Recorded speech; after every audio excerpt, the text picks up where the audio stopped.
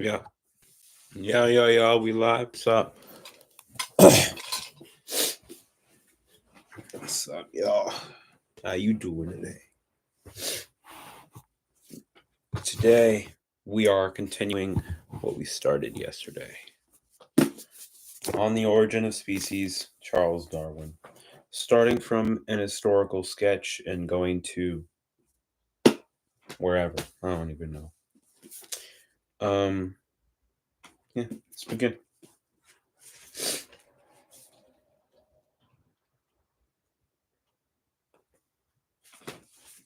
An historical an historical an historical sketch of the progress of opinion on the origin of species previously to the publication of the first edition of this work. I will here give a brief sketch of the progress of opinion on the origin of species. Until recently, the great majority of naturalists believed that species were immutable productions and had been separately created. This view has been ably maintained by many authors. Some few naturalists, on the other hand, have believed that species undergo modification and that the existing forms of life are the descendants by true generation of pre existing forms. Passing over allusions to the subject in the classical writers, asterisk. The first author who in modern times has treated it in a scientific spirit was Buffon. But as his opinions fluctuated greatly at different periods, and as he does not enter on the causes or means of the transformation of species, I need not here enter on details.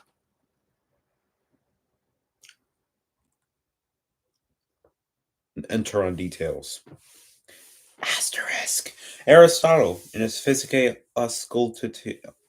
Auscultationis, Lib 2, Cap 8, S2, after remarking that rain does not fall in order to make the corn grow any more than it falls to spoil the farmer's corn when threshed out of doors, applies the same argument to organization, and adds, as translated by Mr. Clare Grease, who first pointed out the passage to me.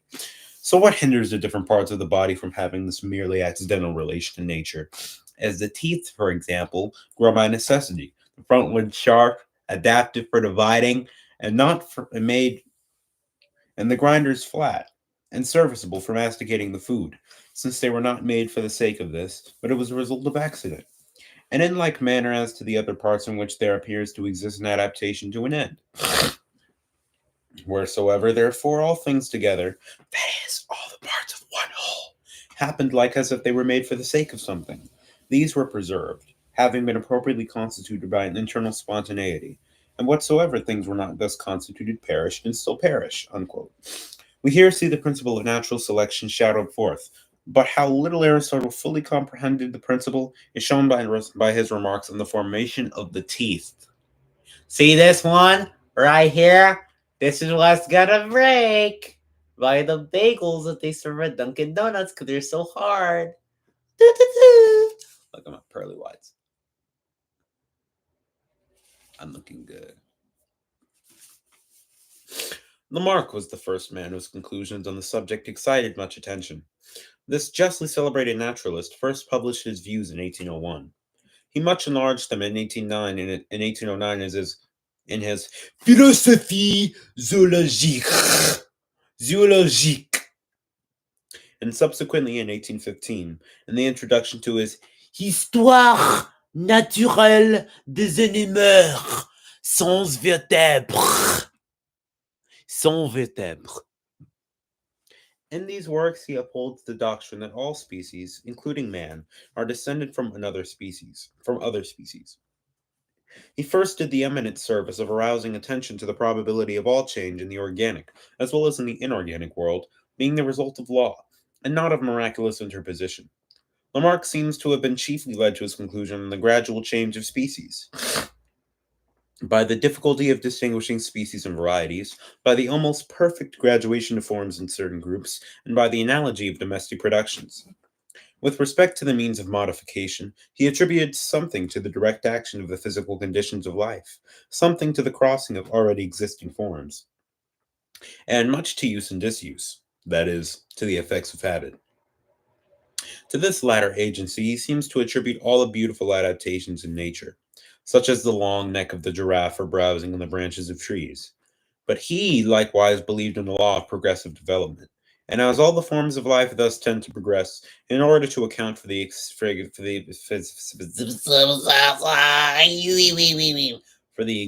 at the present day of simple productions, he maintains that such forms are now spontaneously generated. Asterisk.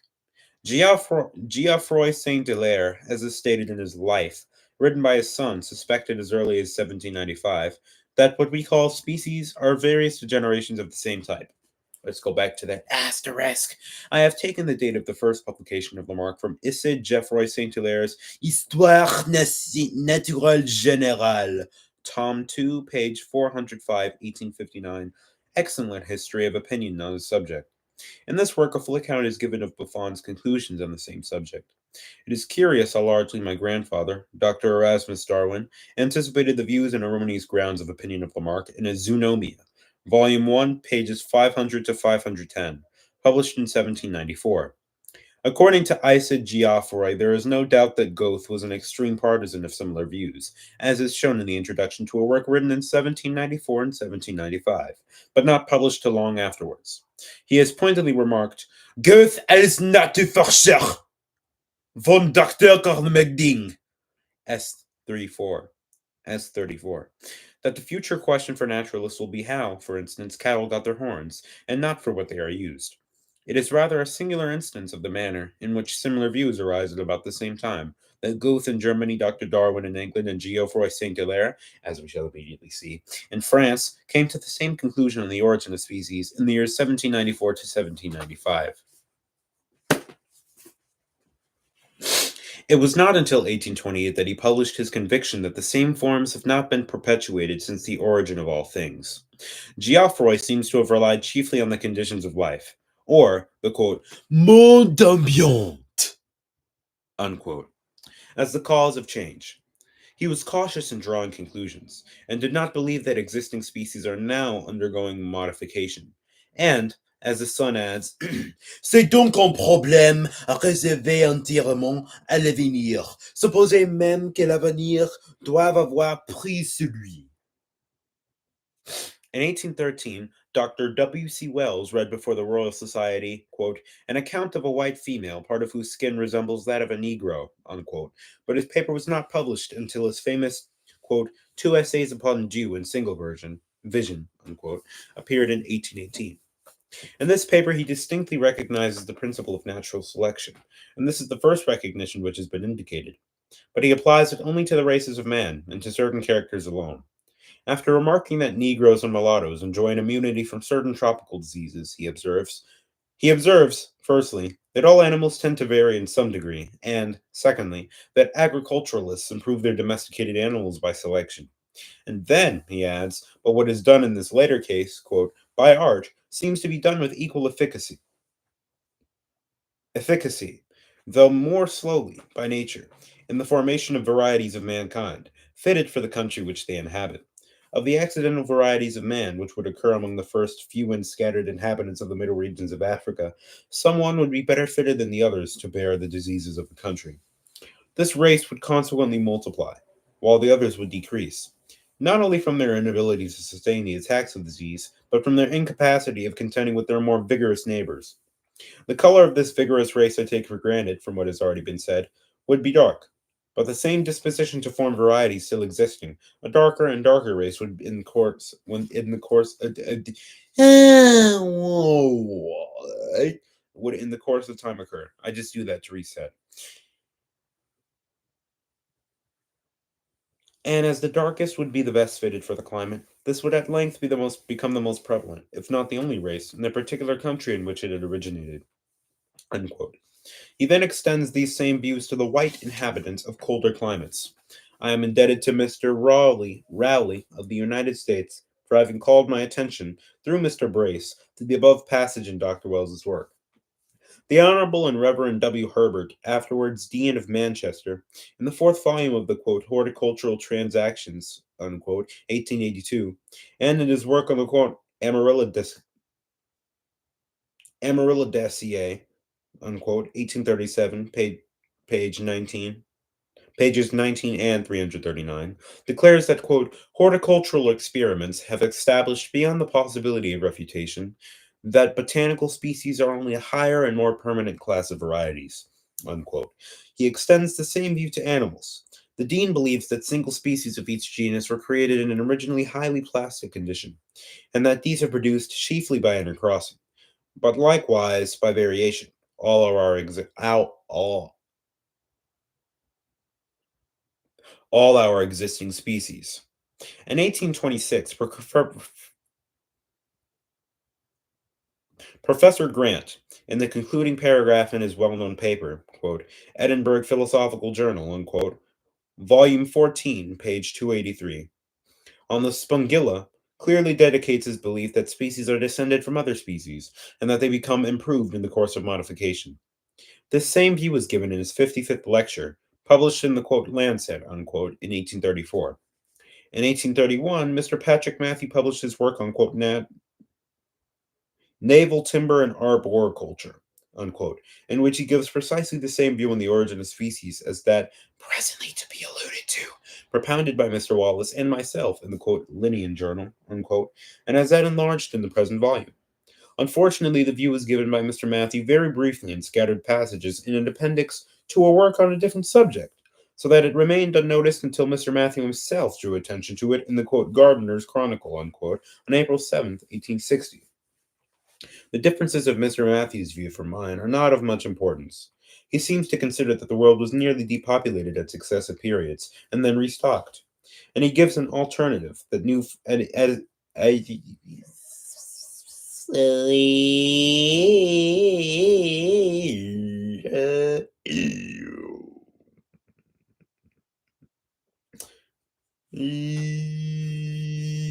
yeah, let's get back to work. He seems to consider that the world was nearly depopulated at successive periods and then restocked. And he gives as an alternative that new forms may be generated, quote, without the presence of any mold or germ of former aggregates, unquote. I am not sure that I understand some passages, but it seems that he attributes much influence to the direct action of the conditions of life. He clearly saw, however, the full force of the principle of natural selection.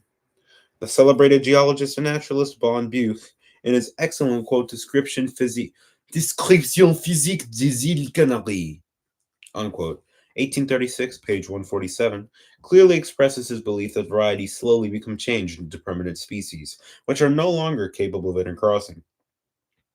Rafinesque, in his quote, New Flora of North America, unquote, published in 1836, wrote, page 6, as follows. All species might have been varieties once, and many varieties are gradually becoming species by assuming constant and peculiar characters, unquote. But farther on, page 18, he adds, quote, except the original types or ancestors of the genus. In 1843 to 1844, Professor Haldeman, quote, Boston Journal of Natural History, United States, volume 4, page 468, has ably given the arguments for and against the hypothesis of the development and modification of species. He seems to lead towards the side of change. The quote, Vestiges of Creation, unquote, appeared in 1844. In the 10th and much improved edition, 1853, the anonymous author says, page 155, quote, the proposition determined on after much consideration is that the several series of animated beings, from the simplest and oldest up to the highest and most recent, are, under the providence of God, the results, first, of an impulse which has been imparted to the forms of life, advancing them, in definite times, by generation, through grades of organization terminating in the highest dicotyledons and vertebrata, these grades being few in number, and generally marked by intervals of organic character, which we find to be a practical difficulty in ascertaining affinities. Second, of another impulse connected with the vital forces, tending, in the course of generations, to modify organic structures in accordance with external circumstances, as food, the nature of the habitat, and the meteoric agencies, these being the quote adaptations unquote of the natural theology. unquote. The author apparently believes that organization progresses by sudden leaps, but that the effects produced by the conditions of life are gradual. He argues with much force on general grounds that species are not immutable force on general ground. Sorry. He argues with much force on general grounds that species are not immutable productions. But I cannot see how the two supposed quote impulses unquote account in a scientific sense for the numerous and beautiful co-adaptations which we see throughout nature. I cannot see thus gaining insight how. I cannot see that we thus gain any insight how, for instance, a woodpecker has become adapted to its peculiar habits of life. The work, from its power. Hold on, I gotta check how many pages I have left in this thing. Oh, thank God I only have 3 in this chapter.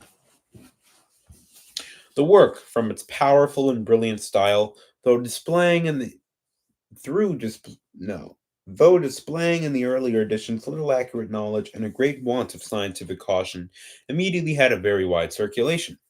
In my opinion, it has done excellent service in this country in calling it attention to the subject, and removing prejudice, and in thus preparing the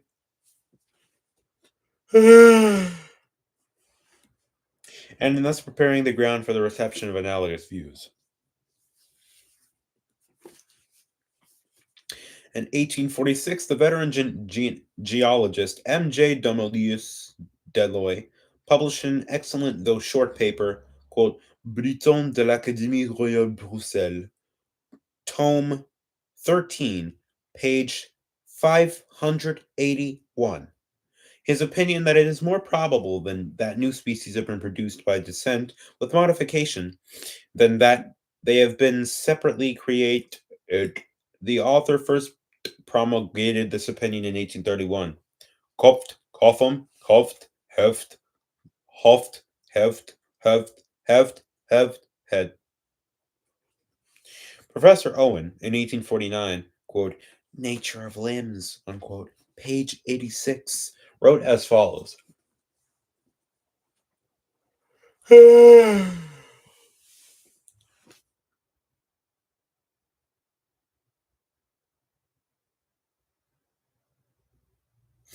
Quote, the archetypal idea was manifested in the flesh under diverse such modifications upon this planet long prior to the existence of those animal species that actually exemplify it.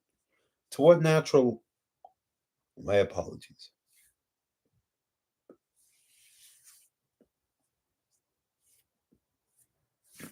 My apologies. To what natural laws or secondary causes the orderly succession and progression of such organic phenomena have been committed, we, as yet, are ignorant. In his address to the British Association in 1858, he speaks, page 51, of, quote, the axiom of the continuous operation of creative power, or of the ordained becoming of living things. Farther on, page XC, after referring to, geographical distribution, he adds, quote, these phenomena shake our confidence in the conclusion that the apteryx of New Zealand and the red grouse of England were distinct creations in and for those islands, respectively. Always, also, it may be well to bear in mind that that by the word creation, the zoologist means, quote, a process he knows not what, unquote, unquote. He amplifies this idea by adding that when such cases as that of the red grouse are, quote, enumerated by the zoologist as evidence of distinct creation of the bird in and for such islands, he chiefly expresses that he knows not how the red grouse came to be there, and there exclusively, signifying also by this mode of expressing such ignorance his belief that both the bird and the islands owe their origin to a great first creative cause, unquote. If we interpret these sentences given in the same address one by the other, it appears that this eminent philosopher felt in 1858 his confidence shaken that the apteryx and the red grouse first appeared in their respective homes. Quote, he knew not how, unquote, or by some process, quote, he knew not what, unquote. This address was delivered after the papers by Mr. Wallace and myself on the origin of species, presently to be referred to, had been read before the Linnean Society. When the first edition of this work was published, I was so completely deceived, as were many others, by such expressions as as quote the continuous operation of creative power, unquote, that I included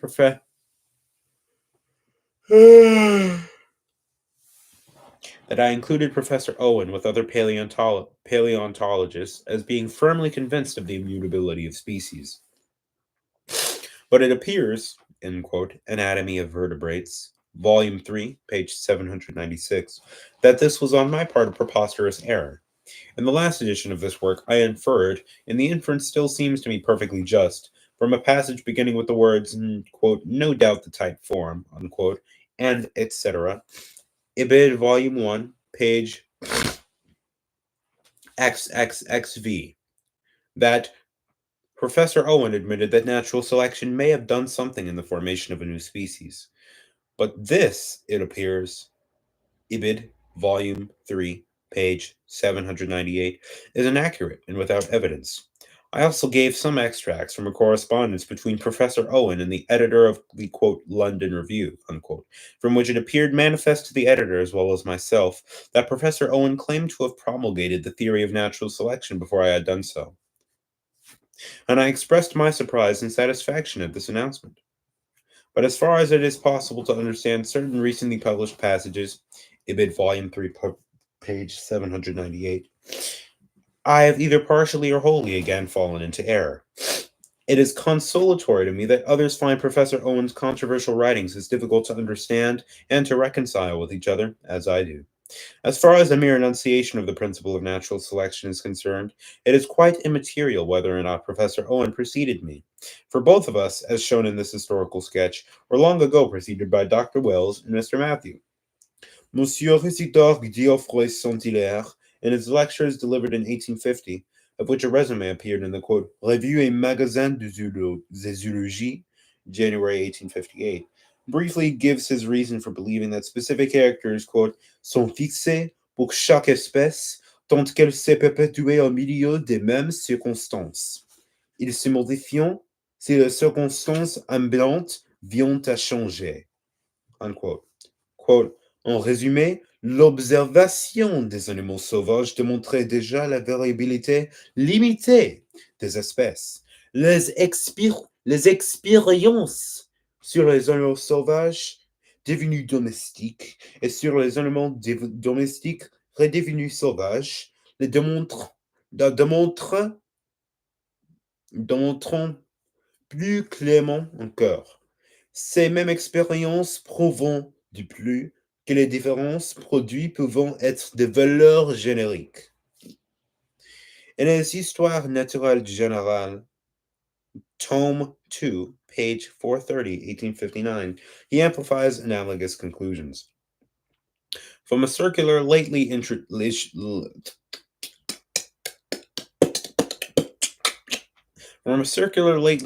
it appears that Dr. Frick in 1851, quote, Dublin Medical Press, unquote, page 322, propounded the doctrine that all organic beings have descended from one primordial form. His grounds of belief and treatment of the subject are wholly different from mine. But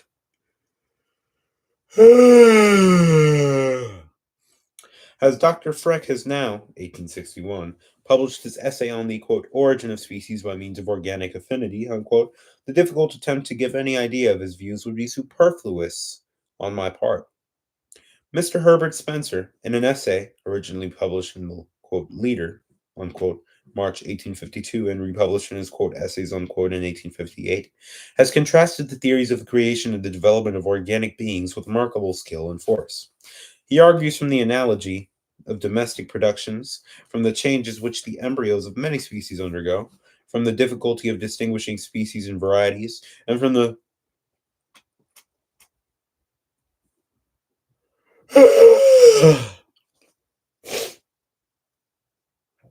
principle of general gradation, that species have been modified, and he attributes the modification to the change of circumstances. The author, 1855, has also treated psychology on the principle of the necessary acquirement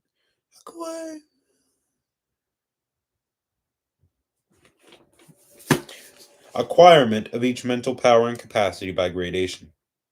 In 1852, Monsieur Nadin, a distinguished botanist, expressly stated in an admirable paper on the origin of species, quote, Revue horticole, unquote, page 102, since partly republished in the quote, Nouvelles Archives du Muséum, tome 1, page 171. His belief that species are formed in an analogous manner as varieties are under cultivation, and the latter process he attributes to man's power of selection. But he does not show how selection acts under nature. He believes, like D. and Herbert, that species, when nascent, were more plastic than at present. He lays weight on what he calls the principle of finality. Quote, Puissance mystérieuse, indéterminée, fatalité pour les uns, pour les autres, volonté providentielle, dont l'action incessante sur les êtres vivants déterminés, à toutes les époques de l'existence du monde, la forme, le volume et et la durée de chacun d'eux, en raison de sa destinée dans l'ordre des choses dont il fait partie. C'est cette puissance qui harmonise chaque membre à l'ensemble en l'appropriant à la fonction qu'il doit remplir dans, les dans, dans l'organisme général de la nature, fonction qui est pour la suite raison d'être. Asterisk.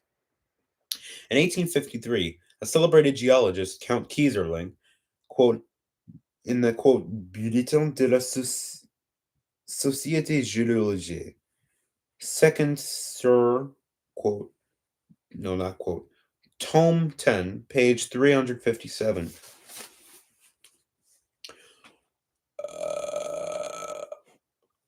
suggested that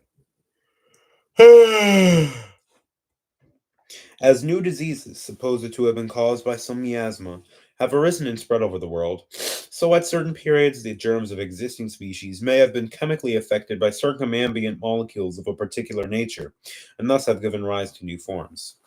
In this same year, 1853, Dr. Schaffhausen published an excellent pamphlet, called Verhand des Naturalistes Verein der Preuß Rheinland, etc., and unquote, in which he maintains the development of organic forms on the earth.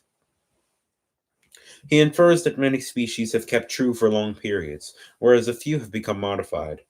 The distinction of species, he explains by the destruction of intermediate graduated forms.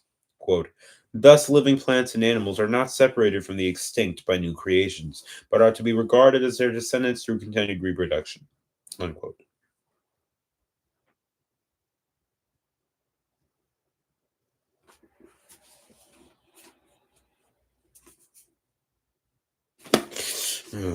A well-known French botanist, Monsieur Lecoq, writes in 1854 in the Études sur géographie botanique, Tome 1, page 250. Quote, On voit que nos recherches sur la fixité ou la variation de l'espèce nous conduisons directement aux idées émises par deux hommes justement célèbres, Geoffroy Saint-Hilaire et Goethe. Asterisk. From references in Braun's Untersuchungen über die Entwicklungsgesetz, unquote. It appears that the celebrated botanist and paleontologist Unger published in 1852 his belief that species undergo development and modification. Dalton, likewise, in Panda and Dalton's work on fossil sloths, expressed in 1821 a similar belief. Similar views have, as is well known, been maintained by Oken in his mystical Naturphilosophie. From other references in Gaudron's work Sur l'espèce, it seems that Boris Saint Vincent, Bourdach, Poiret, and Fries have all admitted that new species are continually being produced. I may add that of the 34 authors named in this historical sketch who believe in the modification of species, or at least disbelieve in separate acts of creation, 27 have written on special branches of natural history and geology. Some other passages scattered through Monsieur Lecoq's large work make it a little doubtful how far he extends his views on the modification of species. The quote philosophy of creation unquote has been treated in a masterly manner by the Reverend Baden Powell in his quote essays on the unity of worlds unquote 1855. Nothing can be more striking than the manner in which he shows that the introduction of new species quote a regular, not a casual phenomenon, unquote, or as Sir John Herschel expresses it, quote, a natural and contradistinction to a miraculous process. The third volume of the quote Journal of the Linnean Society unquote contains papers read July 1st, 1858, by Mr. Wallace and myself, in which, as stated in the introductory remarks to this volume, the theory of natural selection is promulgated by Mr. Wallace with an admirable force and clearness.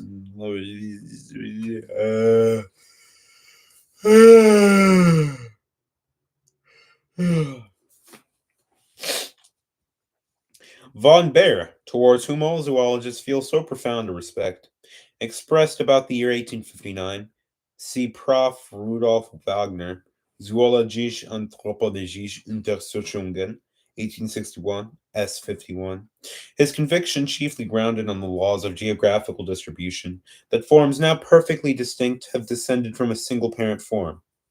In June 1859, Professor Huxley gave a lecture before the Royal Institution on the quote, persistent types of animal life, unquote.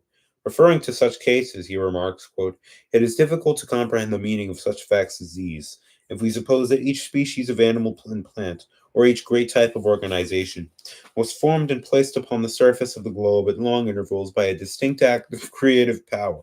And it is well to recollect that such an assumption is as unsupported by tradition or revelation as it is opposed to the general analogy of nature.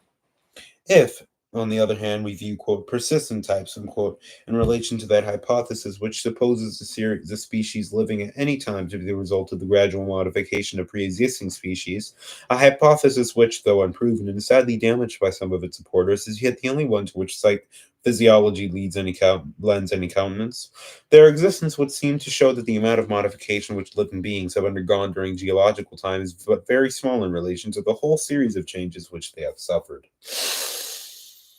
In December 1859, Dr. Hooker published his Introduction to the Australian Flora. In the first part of this great work, he admits the truth of the descent and modification of species and supports this doctrine by many original observations. The first edition of this work was published on November 24th, 1859, and the second edition on January 7th, 1870. I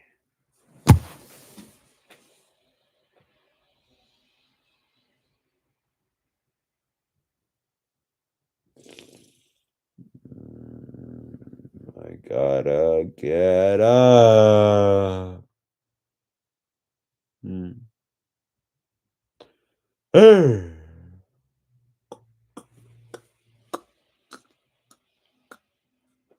Oh no, my hair is bad.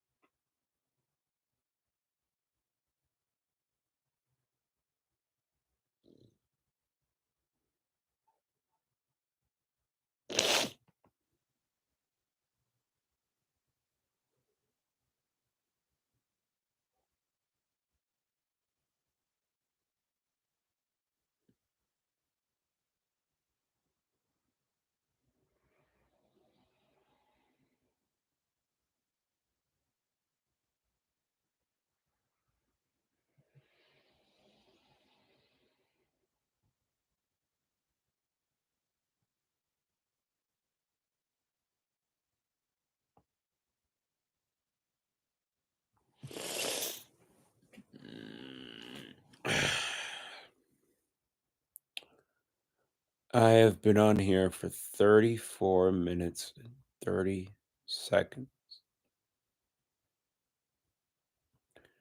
I deserve a break.